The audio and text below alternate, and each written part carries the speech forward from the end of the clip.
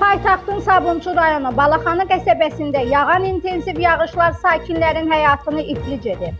Qəsəbə daxili yollar palçıq və su içində qalıb. Hərəkət demək olar ki, mümkünsüz hala düşüb.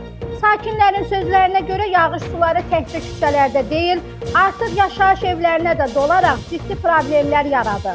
Ərazi sakinləri bildirirlər ki, kanalizasiya sistemləri tamamilə işlək vəziyyətdə deyil.